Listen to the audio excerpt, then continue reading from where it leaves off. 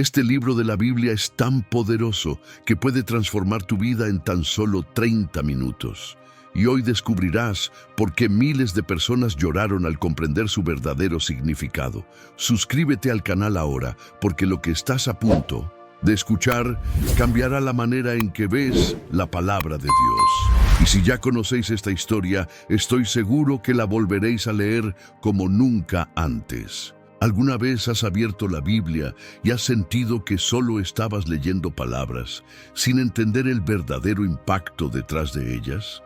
Muchos cristianos pasan años sin darse cuenta de que el libro de los Hechos de los Apóstoles, el mismo que quizá hayas leído superficialmente, esconde secretos capaces de encender tu fe.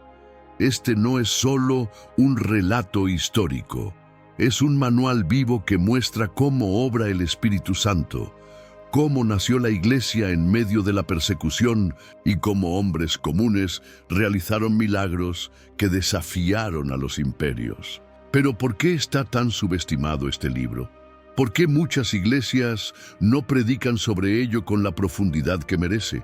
La respuesta es impactante, porque expone una fe que va mucho más allá de la comodidad religiosa.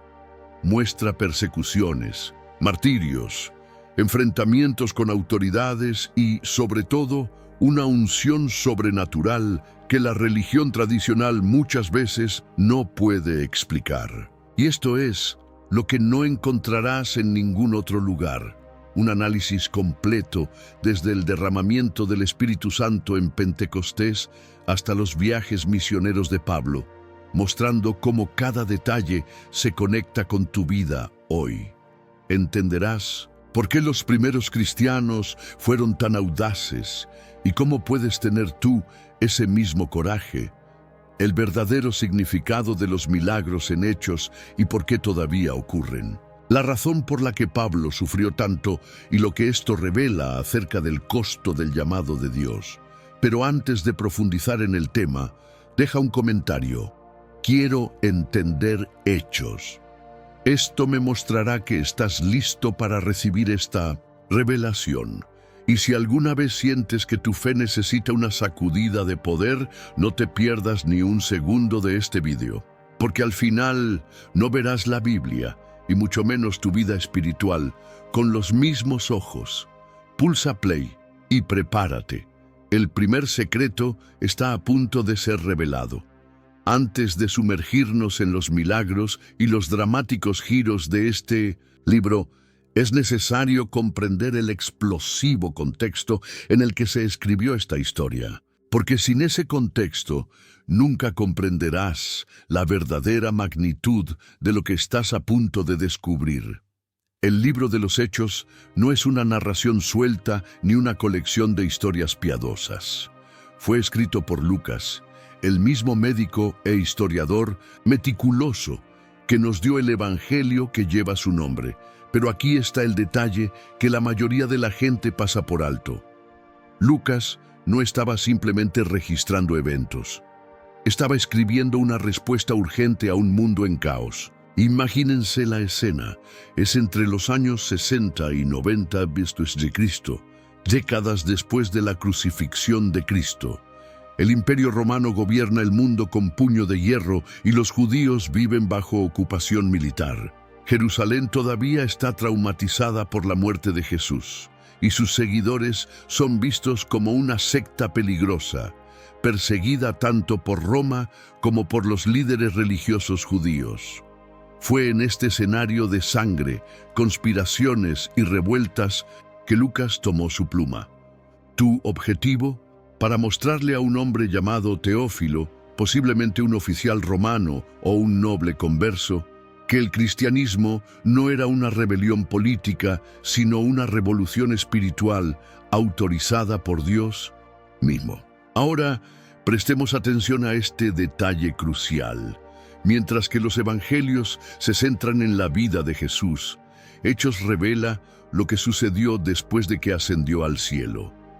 Es la única obra del Nuevo Testamento que documenta la transición entre el ministerio terrenal de Cristo y el nacimiento de la Iglesia. Y no fue casualidad que Lucas escogiera comenzar con Pentecostés. Estaba haciendo una declaración audaz.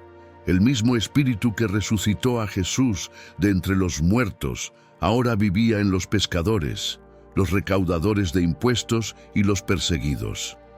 Y ese Espíritu no los transformó en monjes aislados, sino en hombres y mujeres que desafiaron imperios, sanaron enfermos y trastornaron el mundo. Pero espera, hay más. Lucas escribió los hechos como un relato forense lleno de detalles geográficos precisos, fechas y nombres de funcionarios romanos. ¿Por qué? Porque sabía que el cristianismo sería juzgado no solo en los tribunales del cielo, sino en los tribunales de la historia. Cada línea fue elaborada meticulosamente para demostrar. Ahora bien, consideremos lo siguiente: si los hechos fueran solo una fantasía religiosa, los romanos los habrían desacreditado fácilmente.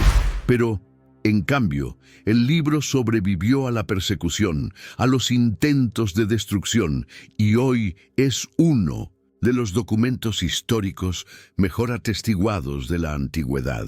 Y esto nos lleva a una pregunta inquietante.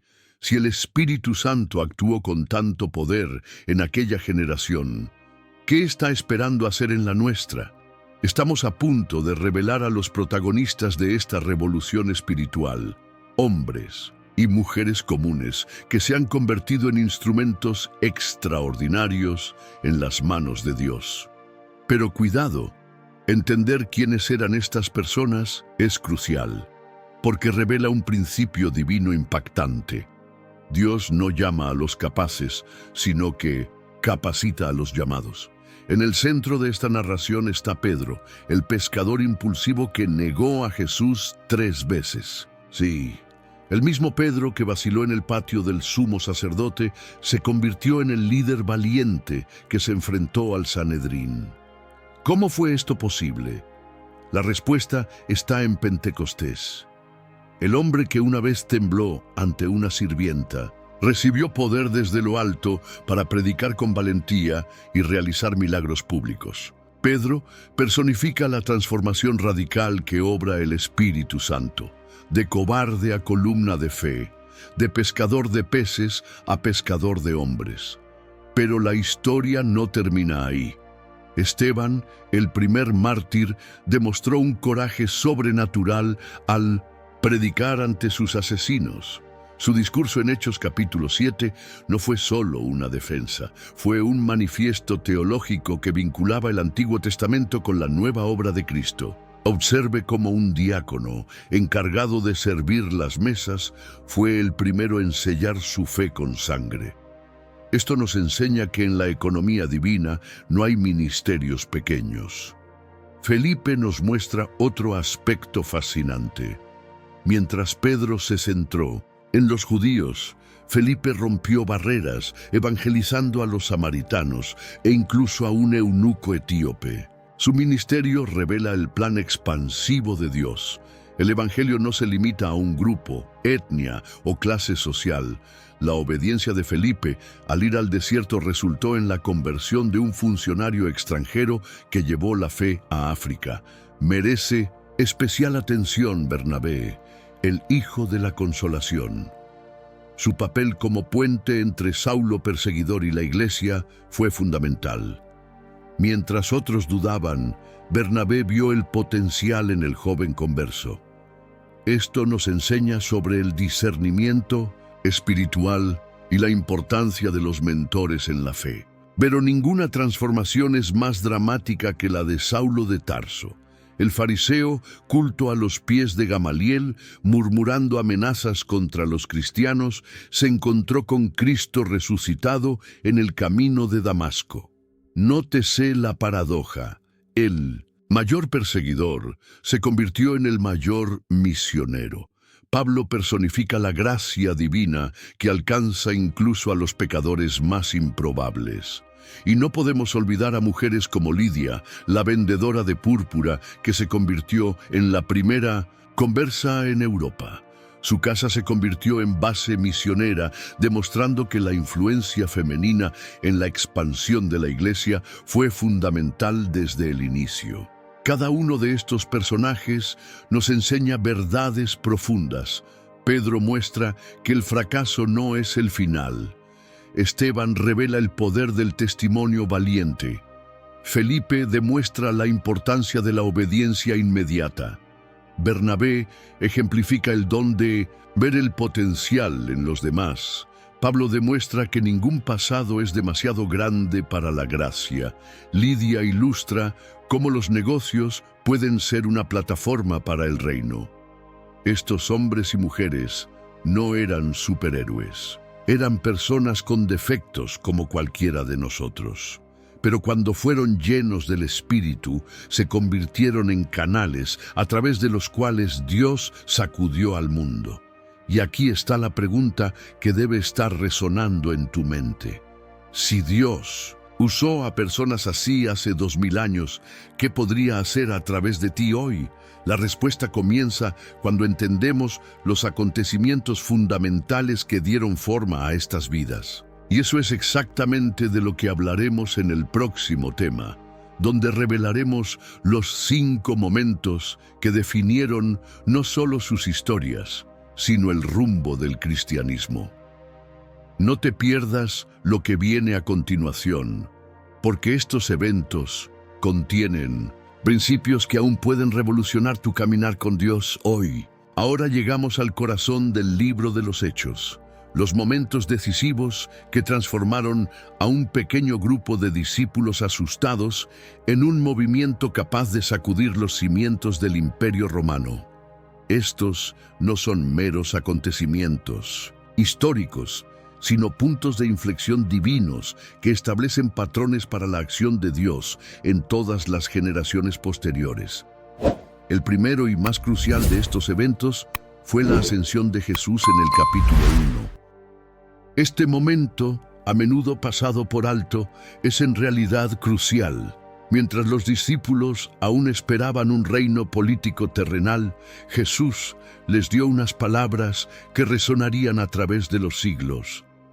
Recibiréis poder cuando el Espíritu Santo haya venido sobre vosotros, y seréis mis testigos hasta los confines de la tierra. Observe la secuencia divina. Primero el poder, luego el testigo. Hoy en día muchos invierten este orden, tratando de testificar sin el poder del Espíritu. La ascensión marcó la transición entre el ministerio terrenal de Cristo y su gobierno celestial. Él no partió para estar ausente, sino para reinar y derramar su Espíritu. 10 días después, en el capítulo 2, ocurrió el acontecimiento que cambiaría para siempre la historia de la redención. Pentecostés. No se trató de un mero derramamiento espiritual, sino del cumplimiento de antiguas profecías y la inauguración de una nueva era. Las lenguas de fuego no eran solo una señal visible, sino un símbolo de la naturaleza purificadora y unificadora del Espíritu. La multitud internacional en Jerusalén fue testigo de algo nunca antes visto. Galileos analfabetos hablando con fluidez en idiomas extranjeros. Pero el verdadero milagro no estaba en las lenguas, sino en el contenido del mensaje, la grandeza de Dios. Pedro, transformado por el poder de lo alto, predicó el primer sermón de la era de la Iglesia, resultando en cerca de 3000 conversiones. Pentecostés marcó el modelo para todo avivamiento genuino, predicación audaz, convicción de pecado y conversiones masivas. El capítulo 3 registra otro punto de inflexión, la curación del hombre cojo en la puerta hermosa. Este milagro ocurrió intencionalmente en el templo durante el tiempo de oración ante cientos de testigos. ¿Por qué? Para demostrar que la autoridad espiritual ya no residía en el sistema sacerdotal, sino en los discípulos de Jesús. Observe cómo Pedro rechaza cualquier gloria personal. ¿Por qué ponéis los ojos en nosotros, como si por nuestro poder o piedad hubiésemos hecho andar a éste? Este milagro provocó la primera gran persecución, mostrando que las señales y el sufrimiento a menudo van de la mano en la obra de Dios. En el capítulo 5 tenemos el solemne episodio de Ananías y Zafira, un acontecimiento que muchos evitan discutir, pero que estableció un principio eterno. Dios no tolera la hipocresía en su iglesia. La muerte instantánea de la pareja que mintió al Espíritu Santo provocó un temblor de temor en la comunidad cristiana primitiva. Este juicio divino, aunque severo, fue necesario para preservar la pureza de la iglesia en sus días de formación. El capítulo 8 marca una expansión estratégica. La persecución que dispersó a los creyentes más allá de Jerusalén. Lo que parecía una derrota fue en realidad el cumplimiento del plan misionero de Dios. Felipe predicó en Samaria, derribando barreras étnicas centenarias. La conversión del etíope demostró que el Evangelio no conoce fronteras geográficas. Mientras tanto, el capítulo 9 registra el acontecimiento más improbable de todos: la conversión de Saulo, el principal perseguidor de la iglesia. En el Nusnelzu, camino a Damasco, el resucitado planteó a Saulo una pregunta personal: ¿por qué me persigues? Esta revelación de que Jesús se identifica con su iglesia cambiaría para siempre la teología de Pablo. El capítulo 10 trae otra revolución: la visión de Pedro y la conversión de Cornelio. La caída del lienzo con los animales inmundos simbolizó el fin de las barreras entre judíos y gentiles. Cuando el Espíritu cayó sobre Cornelio y su familia, incluso antes de su bautismo en agua, quedó claro que Dios no hace acepción de personas. Este acontecimiento abrió el camino para la misión a los gentiles. El capítulo 15 registra el crucial concilio de Jerusalén, donde se decidió que los gentiles no necesitaban convertirse primero en judíos para ser cristianos. Esta libertad del legalismo permitió que el Evangelio se difundiera sin obstáculos culturales. Finalmente, el viaje misionero de Pablo en el capítulo 16 marca la expansión del Evangelio a Europa. La conversión de Lidia, la carcelera de Filipos y de muchos otros, mostró que el Evangelio transformó todas las clases sociales. Los acontecimientos de los hechos no son narraciones aleatorias, sino hitos cuidadosamente ubicados para mostrar el avance estratégico del reino. Cada uno contiene principios para la iglesia de hoy, desde el poder pentecostal hasta la expansión intercultural. Y lo más impresionante, esta historia aún se está escribiendo a través de todos aquellos que, llenos del mismo espíritu, continúan esta misión inconclusa. El libro de los Hechos no es simplemente un registro histórico. Es un testimonio vibrante del poder sobrenatural de Dios, obrando a través de los milagros descritos en estas páginas. No son elementos decorativos de la narración, sino señales divinas estratégicamente posicionadas para validar el mensaje del Evangelio y demostrar la continuidad de la obra de Jesús a través de sus discípulos. Cada milagro, cada curación, cada intervención sobrenatural conlleva profundas lecciones teológicas y prácticas para la iglesia de todos los tiempos. El derramamiento del Espíritu Santo en Pentecostés, Hechos 2, establece el modelo para todos los demás milagros. Las lenguas como de fuego y la capacidad sobrenatural de hablar en lenguas desconocidas no eran simplemente fenómenos espectaculares, sino señales concretas de que Dios estaba inaugurando una nueva era. El viento impetuoso resonó en la creación cuando el Espíritu de Dios se movía sobre las aguas. Ahora se movía sobre la iglesia naciente. Las lenguas de fuego recordaban al fuego del Sinaí, pero con una diferencia crucial. Mientras que en el monte Sinaí Dios descendió sobre un lugar, en Pentecostés descendió sobre personas. Este milagro fundacional muestra que lo sobrenatural no es opcional en la vida de la Iglesia, es su sello distintivo. La curación del cojo en la Puerta Hermosa, Hechos 3, revela principios eternos acerca del poder divino. Fíjense en los detalles. Este hombre era cojo desde su nacimiento, conocido por todos como mendigo, incapaz de entrar en el templo. Su curación instantánea, no gradual, ocurrió en un lugar público, en horas punta, delante de testigos que lo conocían desde hacía décadas. Pedro no realizó este milagro mediante técnicas o métodos humanos, sino en el nombre de Jesucristo de Nazaret.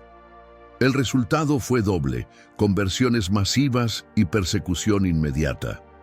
Este patrón se repite a lo largo de Hechos, donde se manifiesta el poder de Dios. Tanto el avivamiento como la oposición se intensifican. Merecen especial atención los milagros realizados por Pablo en Éfeso, Hechos 19. Los pañuelos y delantales que tocaban su cuerpo eran llevados a los enfermos, quienes eran curados. Este fenómeno inusual muestra que Dios a veces utiliza métodos que desafían nuestra comprensión teológica sistemática. Paralelamente, vemos el fracaso de los exorcistas itinerantes que intentaron imitar el ministerio de Pablo sin tener su relación con Cristo. El episodio termina con muchos conversos quemando públicamente sus libros de magia, un valor equivalente a 50.000 días de trabajo. Este milagro demuestra el poder transformador del Evangelio sobre los sistemas de ocultismo y brujería. La resurrección de Dorcas, Hechos 9, presenta otro aspecto crucial. Esta mujer era conocida por sus buenas obras y ayudar a los pobres. Cuando Pedro la resucitó de entre los muertos, el texto dice que se arrodilló y oró. No había una fórmula mágica, solo dependencia total de Dios.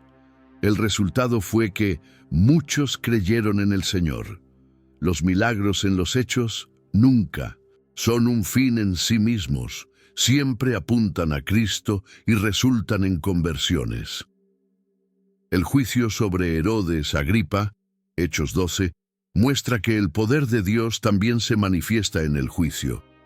El rey que persiguió a la iglesia y mató a Jacobo fue consumido por gusanos y murió porque no dio gloria a Dios.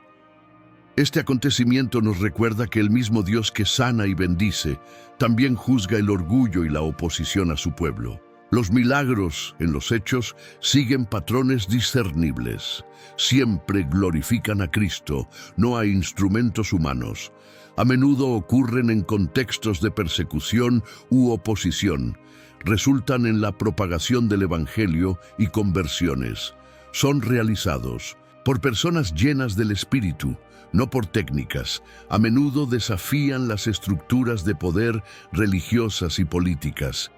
La pregunta crucial que surge es: ¿por qué estos milagros parecen más frecuentes y poderosos que en muchas iglesias contemporáneas? La respuesta puede estar en la calidad de la vida espiritual de los primeros discípulos, su compromiso radical, su unidad, su disposición a sufrir y, sobre todo, su total dependencia del Espíritu Santo.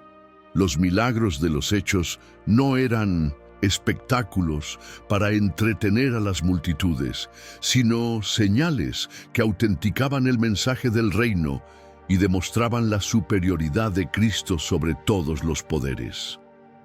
El libro de los Hechos termina abruptamente, sin un cierre formal, tal vez porque esta historia de milagros y maravillas debe seguir escribiéndose a través de la iglesia de cada generación, incluida la nuestra. Los mismos signos, el mismo poder, el mismo espíritu están disponibles hoy para aquellos que, como los primeros discípulos, están dispuestos a pagar el precio de una vida completamente consagrada al avance del reino. El libro de los Hechos no es un mero relicario histórico que contiene recuerdos de un pasado glorioso. Es un manual vivo que late con principios eternos para la vida espiritual contemporánea. Al estudiar estas páginas sagradas, descubrimos verdades transformadoras que desafían nuestra complacencia religiosa y nos llaman a una experiencia auténtica del Dios vivo.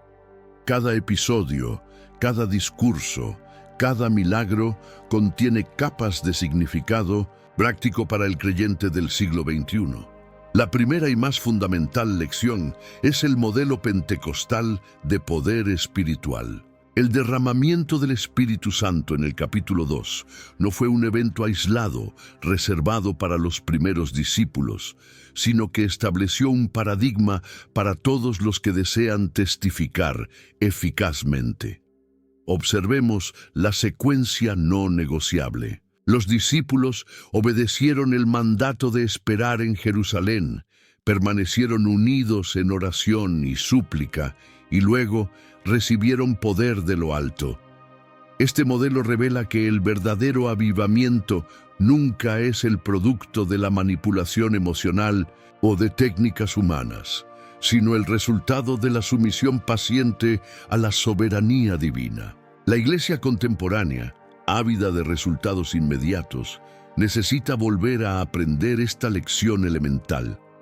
No podemos fabricar lo sobrenatural, pero debemos posicionarnos para recibirlo en los términos de Dios.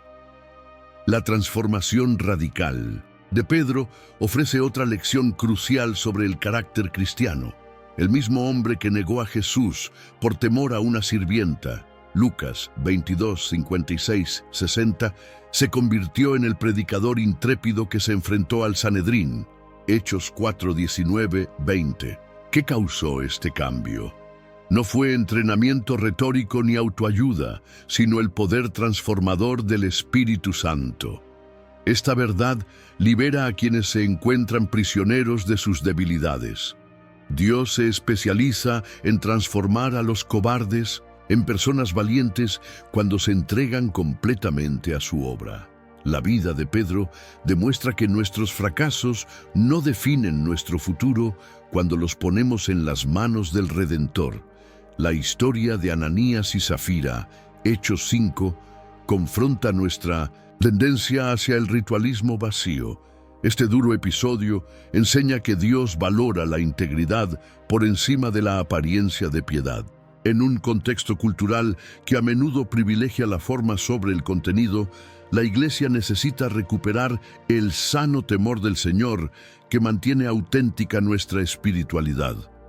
La lección es clara.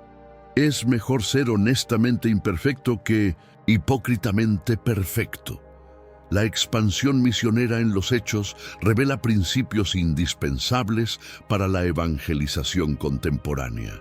Cuando Felipe fue enviado al desierto para encontrar a un hombre soltero, Hechos 8, 26, 40, aprendemos que la obediencia a instrucciones aparentemente ilógicas puede conducir a encuentros divinamente orquestados. La conversión del carcelero de Filipos, Hechos 16, 25, 34, muestra que el testimonio gozoso en medio del sufrimiento, Pablo y Silas cantando en la prisión, puede ser más efectivo que los sermones elaborados. Estas narraciones desafían nuestra excesiva dependencia de métodos y programas, recordándonos que el Espíritu Santo todavía guía a sus siervos hacia encuentros estratégicos. El Concilio de Jerusalén, Hechos 15, ofrece un modelo atemporal para resolver conflictos doctrinales.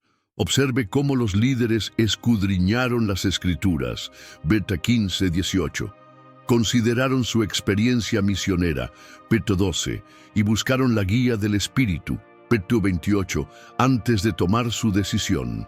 En una época de polarización eclesiástica, este proceso equilibrado, que honra tanto la verdad bíblica como la libertad cristiana, sigue siendo un paradigma de unidad en la diversidad. La vida de Pablo ilustra vívidamente el costo del discipulado genuino. Su sufrimiento por Cristo, 2 Corintios 11, 23, 28, hace eco de Hechos.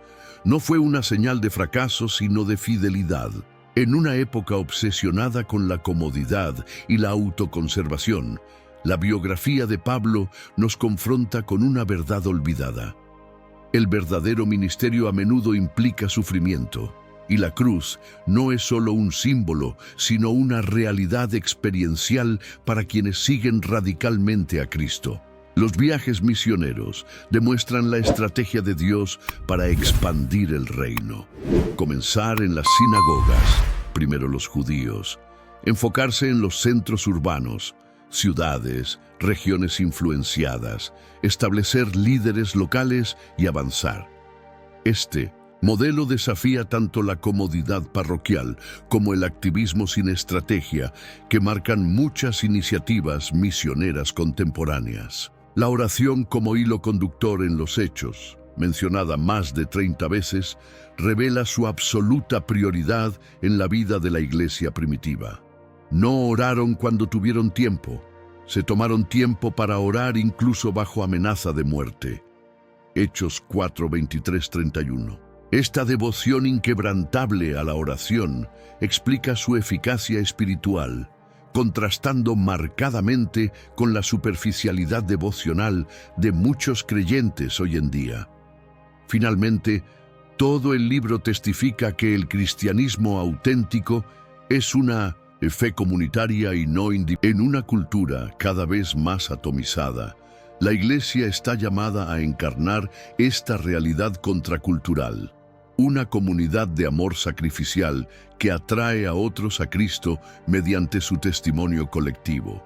Estas lecciones no son teorías abstractas, sino verdades prácticas probadas en el laboratorio de la experiencia cristiana primitiva. Nos invitan a preguntarnos, ¿estamos dispuestos a pagar el precio de vivir el cristianismo en el poder del Espíritu como lo hicieron los primeros discípulos? La respuesta a esta pregunta determinará si el libro de los Hechos seguirá siendo un monumento histórico o se convertirá en un espejo que refleje la vitalidad de la Iglesia contemporánea. El libro de los Hechos de los Apóstoles no existe de forma aislada en las Escrituras. Es el vínculo vital que conecta los evangelios con las epístolas, formando un puente teológico indispensable para comprender la unidad de la revelación bíblica. Cuando examinamos los Hechos a la luz de todo el canon sagrado, descubrimos un intrincado tapiz de referencias intertextuales que revelan la mente soberana de Dios orquestando cada detalle de la historia redentora. La conexión más obvia es con el Evangelio de Lucas, ya que ambos fueron escritos por el mismo historiador médico. El prólogo de Hechos 1:1-2 hace referencia explícita al primer libro, Lucas, indicando que Hechos es su secuela intencional. Mientras que Lucas registra todo lo que Jesús comenzó a hacer y a enseñar, Hechos 1:1, Hechos documenta lo que Jesús continuó haciendo a través de su iglesia por el Espíritu Santo. Esta relación muestra que la obra de Cristo no terminó en la cruz, simplemente cambió de fase y la iglesia se convirtió en su cuerpo de trabajo en la tierra. Las numerosas citas del Antiguo Testamento en los Hechos revelan cómo los apóstoles entendieron los acontecimientos de la nueva era a la luz de las promesas del Antiguo Testamento. El sermón de Pedro en Pentecostés, Hechos 2, está lleno de referencias a Joel, los Salmos y los profetas, demostrando que el derramamiento del Espíritu fue un cumplimiento de una profecía antigua, no una novedad sin relación alguna. Esteban, en su discurso ante el Sanedrín, Hechos 7, reinterpreta radicalmente la historia de Israel para mostrar cómo rechazaron a sus liberadores, un patrón que culminó en su rechazo de Cristo. Estas conexiones muestran que el cristianismo no es una religión nueva, sino el cumplimiento del antiguo pacto. Los viajes misioneros de Pablo en los Hechos encuentran su paralelo teológico en sus epístolas. Por ejemplo, el Concilio de Jerusalén, Hechos 15, tiene eco en el argumento de Gálatas 2 sobre la libertad cristiana de la ley mosaica. Los acontecimientos en Filipos, Hechos 16, iluminan la exhortación de Pablo a los filipenses a brillar como estrellas en el mundo.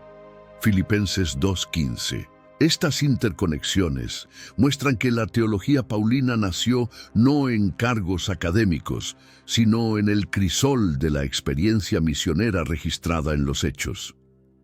El libro de los Hechos también sienta las bases históricas para comprender las cartas pastorales. Las emotivas despedidas de Pablo a los ancianos de Éfeso, Hechos 20, preparan al lector para las exhortaciones de 1 y 2 Timoteo sobre el cuidado pastoral. Los encarcelamientos de Pablo en los Hechos proporcionan el contexto para sus epístolas de prisión, Efesios, Filipenses, Colosenses, Filemón. Profundamente significativa es la conexión entre Pentecostés en Hechos 2 y la Torre de Babel en Génesis 11. Mientras que Babel representa la división de la humanidad debido al orgullo humano, Pentecostés muestra la unificación por el Espíritu. Personas de todas las naciones escuchando las grandes cosas de Dios en sus propios idiomas. Esta inversión teológica revela que en Cristo las maldiciones de la caída están siendo revertidas. El martirio de Esteban, Hechos 7, se hace eco del de Jesús en Lucas 23. Ambos perdonan a sus verdugos, entregan sus espíritus a Dios y mueren con una visión celestial. Estas similitudes no son accidentales, sino que muestran cómo los seguidores de Cristo están llamados a reproducir su carácter incluso en el sufrimiento. Las visiones de Pedro, Hechos 10, y Pablo, Hechos 16, 18, 22, continúan el modelo de comunicación divina visto en los profetas del Antiguo Testamento y en los sueños del Evangelio de la infancia, Mateo 1:2, Lucas 1:2. Esto demuestra que Dios continúa guiando a su pueblo de manera sobrenatural, aunque siempre de acuerdo con la revelación bíblica ya establecida. El viaje de Pablo a Roma, Hechos 27-28, contiene ecos literarios de la historia de Jonás. Ambos involucran una tormenta, un prisionero que duerme profundamente y un milagro que lleva a los paganos al temor de Dios. Estas conexiones muestran que Lucas estaba presentando conscientemente a Pablo como un profeta misionero en el modelo de los antiguos profetas de Israel. El final abrupto de los Hechos, con Pablo predicando en Roma con toda valentía y sin impedimento, 28:31, encuentra su cumplimiento teológico en las epístolas paulinas escritas desde Roma, Efesios, Filipenses, Colosenses, Filemón. Este final abierto sugiere que la historia de la Iglesia continúa escribiéndose a través de los siglos y que cada generación está llamada a añadir su capítulo de fidelidad al legado apostólico. Estas conexiones intertextuales transforman los hechos de un mero relato histórico en una pieza central del rompecabezas bíblico. Muestran que la Biblia no es una colección inconexa de libros, sino una narrativa unificada de redención, con los hechos sirviendo como pivote entre las promesas del Antiguo Testamento, su cumplimiento en Cristo en los Evangelios y su aplicación por la Iglesia en las epístolas. Entender estas conexiones es esencial para una hermenéutica equilibrada que vea a Cristo como el hilo escarlata que une toda la Escritura. El libro de los Hechos, a pesar de su carácter inspirado y autoritario, no es un relato simplista o dogmático que elimine todas las ambigüedades. Al contrario, preserva deliberadamente ciertas tensiones teológicas y cuestiones no resueltas que continúan desafiando y enriqueciendo la reflexión de la Iglesia a través de los siglos. Estas controversias no son fallas en la narrativa, sino oportunidades divinamente permitidas para que ejercitemos la humildad hermenéutica y el discernimiento espiritual. Uno de los temas más debatidos es la naturaleza del bautismo en el Espíritu Santo y su relación con la conversión. El patrón en los hechos es notablemente variado. En Pentecostés, capítulo 2, el Espíritu viene después de la ascensión de Jesús. En Samaria, capítulo 8, los creyentes son bautizados en el Espíritu después de la fe mediante la imposición de manos por los apóstoles.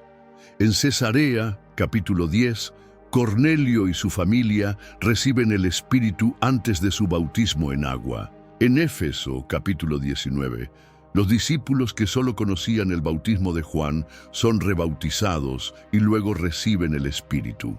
Esta diversidad de experiencias desafía los intentos de sistematización rígida y sugiere que Dios trabaja de diferentes maneras en diferentes contextos, manteniendo la soberanía del Espíritu sobre las fórmulas humanas.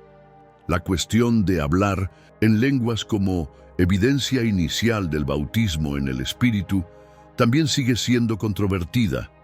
Aunque claramente ocurre en Pentecostés y con Cornelio, el texto no menciona explícitamente este fenómeno en la experiencia de los samaritanos o de Pablo. Esta falta de uniformidad plantea preguntas sobre si las lenguas deben considerarse una señal normativa para todos los creyentes o una manifestación contextual del Espíritu.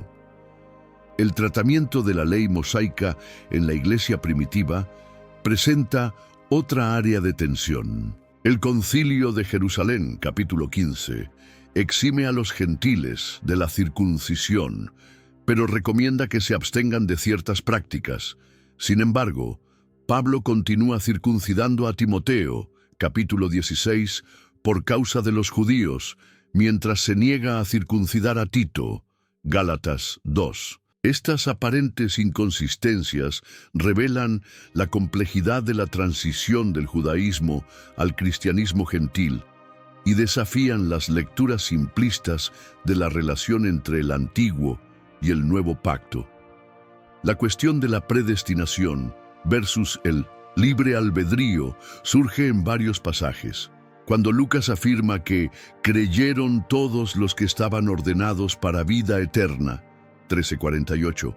¿Cómo encaja esta afirmación con los llamados universales al arrepentimiento que permean el libro? El equilibrio entre la soberanía divina y la responsabilidad humana sigue siendo un misterio que los hechos presentan sin resolver plenamente.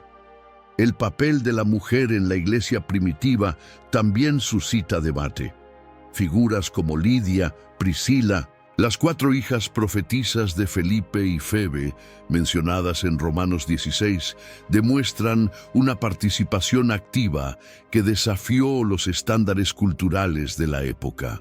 Sin embargo, la ausencia de mujeres entre los 12 y entre los ancianos mencionados en Hechos 14:23 plantea preguntas sobre los límites de esta participación en el gobierno de la Iglesia.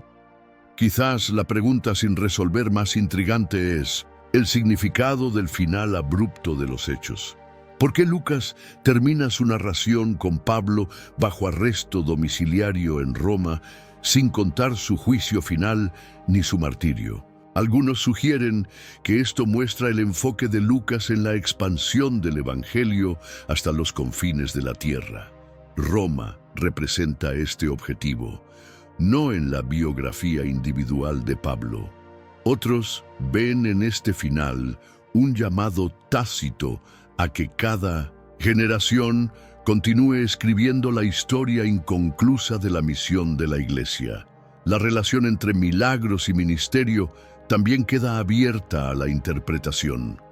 Mientras los apóstoles realizan señales poderosas, figuras como Santiago, esta tensión entre la protección divina y el martirio desafía las teologías que solo prometen prosperidad o libertad del sufrimiento para los fieles. El tratamiento de la esclavitud en los Hechos, como en la historia de Onésimo en Filemón, conectada con Hechos 19, muestra el enfoque paradójico del Evangelio. Si bien no promueve una revolución social inmediata, siembra principios que inevitablemente corroen las instituciones opresivas. Esta tensión entre transformación personal y estructural sigue siendo relevante hoy en día. La cuestión de la salvación de los judíos no cristianos también sigue abierta. La declaración de Pedro de que no hay otro nombre dado a los hombres en que podamos ser salvos, 4:12, contrasta con su declaración acerca de que Dios acepta a cualquiera que le teme en cualquier nación, 10:35.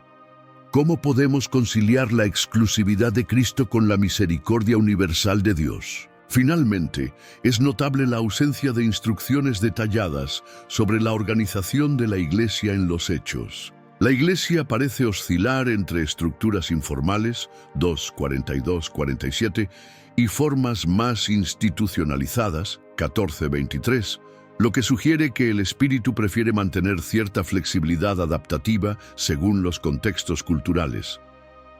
Estas controversias no son accidentales, sino pedagógicamente divinas.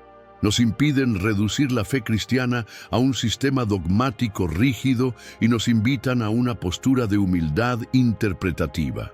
Los hechos no resuelven todas las cuestiones teológicas, pero nos guían a buscar un equilibrio entre la convicción bíblica y la apertura al movimiento soberano del Espíritu que sopla donde quiere. Cotene 3:8.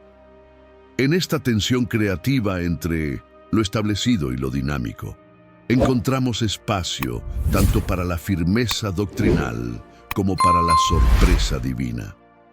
Al llegar al final de este viaje a través del libro de los Hechos, no podemos simplemente cerrar las páginas y seguir adelante como si nada hubiera sucedido.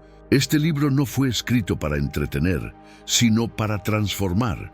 No para informar, sino para encender los corazones con la misma pasión que movió a los primeros discípulos. La narración puede haber terminado, pero la historia que comenzó continúa escribiéndose hoy, y usted es uno de los personajes a los que Dios está llamando a esta obra extraordinaria. ¿Qué harás con estas verdades que acabas de descubrir? ¿Permitiréis que se queden como conocimientos teóricos o os levantaréis a vivirlos con la misma audacia de los apóstoles?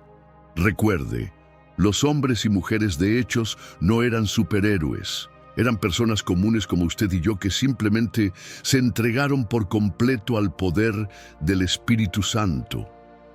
La misma unción que permitió a Pedro predicar con autoridad, a Esteban perdonar a sus asesinos y a Pablo enfrentar tormentas y encarcelamientos, está disponible para usted hoy. No es una cuestión de capacidad humana, sino de disponibilidad divina. Observe cómo el libro de los Hechos termina abiertamente.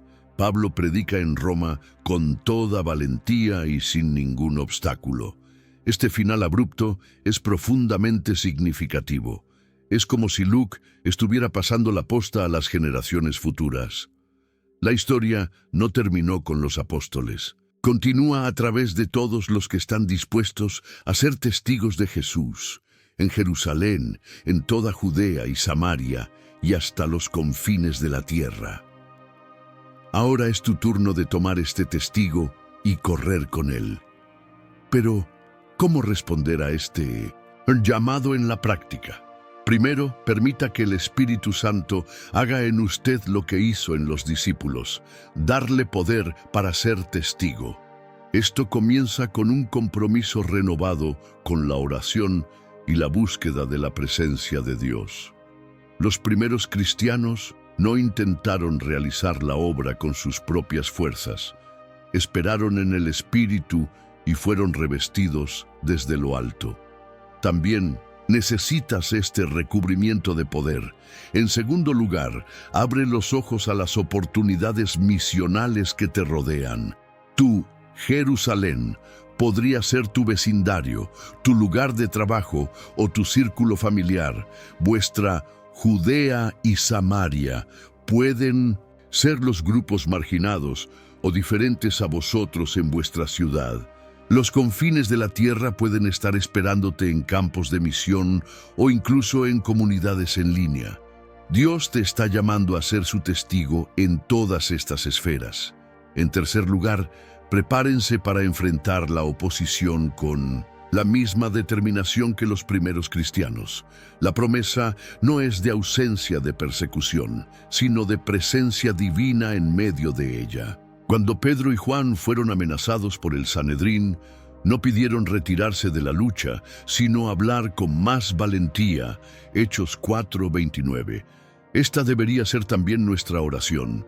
Por último, comprende que no estás solo en esta misión. Así como los primeros cristianos se dedicaban a la doctrina de los apóstoles, el desafío que nos plantea los Hechos es claro. ¿Continuaremos la historia que comenzaron los apóstoles? ¿Mantendremos encendida la llama del Evangelio en nuestra generación? El mismo Espíritu que resucitó a Jesús de entre los muertos, que llenó a los primeros discípulos en Pentecostés, que transformó el mundo mediterráneo en el primer siglo, este mismo Espíritu vive en ti hoy. No dejes pasar este momento sin una respuesta personal. Ponte de pie ahora mismo y haz esta oración con fe. Señor Jesús, así como enviaste a tus discípulos, envíame a mí. Lléname de tu Espíritu Santo. Úsame para llevar tu salvación a los perdidos. Dame la valentía de Pedro, la pasión de Pablo, la fidelidad de Lidia y la disposición de Esteban a sufrir por ti. Escribe mi historia como parte de esta gran narrativa que comenzó en los Hechos y continúa hasta hoy. Y ahora, antes de cerrar, quiero pedirles 3 cosas. Primero, compartan en los comentarios cómo este viaje a través de Hechos ha impactado su vida.